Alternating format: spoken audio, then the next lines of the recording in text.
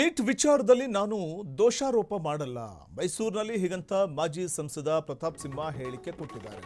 Paper ಸೋರಿಕೆಯಾಗಿರುವುದು ನಮಗೂ ನೋವಾಗಿದೆ. ಅವರ ಅವಧಿಯಲ್ಲೂ ಸಾಲು ಸಾಲು ಹಗರಣಗಳು ನಡೆದಿದೆ. ಅಕ್ರಮದಲ್ಲಿ ಭಾಗಿಯಾದವರನ್ನ ಸುಮ್ಮನೆ ಬಿಡೋ ಮಾತೇ ಇಲ್ಲ ಅಂತ ಹೇಳಿರೋ ಅವರು ಜೈಲಿಗೆ ಕಳುಹಿಸುವ ಕೆಲಸವನ್ನ ನರೇಂದ್ರ ಮೋದಿ ಅವರು ಮಾಡಿದ್ದಾರೆ. 2014ರಲ್ಲಿ 51,000 ಮೆಡಿಕಲ್ ಸೀಟ್ಗಳು ಮಾತ್ರ ಇತ್ತು. ಕಾಂಗ್ರೆಸ್ ಅವಧಿಯಲ್ಲೂ ಅಕ್ರಮ ನಡೆದಿಲ್ವೇ? ಅಕ್ರಮದಲ್ಲಿ ಭಾಗಿಯಾದಂಥವ್ರನ್ನ ಸುಮ್ಮನೆ ಬಿಡೋದಿಲ್ಲ, ಜೈಲಿಗೆ ಕಳುಹಿಸುವಂತಹ ಒಂದು ಕೆಲಸವನ್ನ ನರೇಂದ್ರ ಮೋದಿ ಅವರು ಮಾಡಿದ್ದಾರೆ. 2014ರಲ್ಲಿ 51,000 ಮೆಡಿಕಲ್ ಸೀಟ್ಗಳು ಮಾತ್ರ ಇತ್ತು. ಆಗ ಖಾಸಗಿಯವರ ಕಪಿಮುಷ್ಟಿಯಲ್ಲಿ ಮೆಡಿಕಲ್ ಸೀಟುಗಳಿದ್ವು. ಮೋದಿ ಅವರು ಬಂದ ನಂತರ ಆ ಮಾಫಿಯಾಕ್ಕೆ ಬ್ರೇಕ್ ಹಾಕಿದರು. ಮೋದಿ ಅವರು ಬಂದ ನಂತರದಲ್ಲಿ ಮಾಫಿಯಾಗೆ ಬ್ರೇಕ್ ಹಾಕಿದ್ರು ಕೂಡ ಅಕ್ರಮಗಳು ಯಾಕೆ ನಡೀತಾ ಇದೆ? ಇದಲ್ವೇ ಪ್ರಶ್ನೆ. ಪ್ರತಾಪ್ ಸಿಂಹ ಅವರು ಆರೋಪ ಮಾಡ್ತಾರೆ, ನೀಟ್ ವಿಚಾರದಲ್ಲಿ ನಾನು ದೋಷಾರೋಪ ಮಾಡೋದಿಲ್ಲ ಅಂತ ಹೇಳ್ತಾರೆ.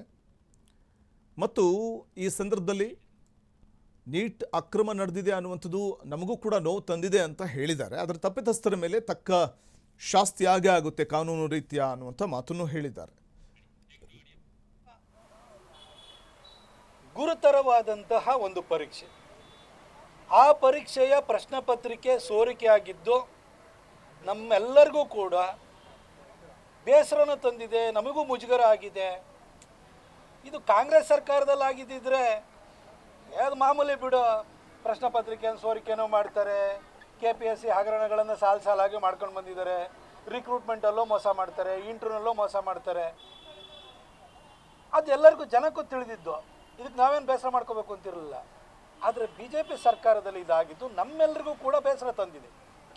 ಆದರೆ ನಮ್ಮ ಹೆಮ್ಮೆಯ ಪ್ರಧಾನಿ ನರೇಂದ್ರ ಮೋದಿಜಿಯವರು ಈ ಪ್ರಕರಣದಲ್ಲಿ ನ್ಯಾಷನಲ್ ಟೆಸ್ಟಿಂಗ್ ಏಜೆನ್ಸಿದು ಸಮಸ್ಯೆ ಇದೆಯಾ, ಇಲ್ಲಿ ಮಂತ್ರಿಗಳ ಸಮಸ್ಯೆ ಇದೆಯಾ, ಅಥವಾ ಈ ಸಮಸ್ಯೆನಲ್ಲಿ ಯಾರು ಭಾಗಿಯಾಗಿದ್ದಾರೆ ಅದರ ಆಳಕ್ಕೆ ಹೊಕ್ಕಿ ಅವರನ್ನು ದಂಡಿಸುವಂಥ ಕೆಲಸಕ್ಕೆ ತಕ್ಷಣಕ್ಕೆ ಮುಂದಾದರು.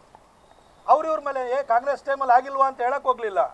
ನಮ್ಮ ಟೈಮಲ್ಲಿ ಆಗುವಂಥದ್ದು ಇದು ಅಕ್ಷಮ್ಯ. ಇದು ಹಾಗಾಗಿಯೇ ಹಿಂದೆ ನ್ಯಾಷನಲ್ ಟೆಸ್ಟಿಂಗ್ ಅಕಾಡೆಮಿ ಆ ನೀಟ್ ಎಕ್ಸಾಮಿನೇಷನ್ ಏನಿದೆ ಅದು ಆ ಎಕ್ಸಾಮಿನೇಷನ್ನಲ್ಲಿ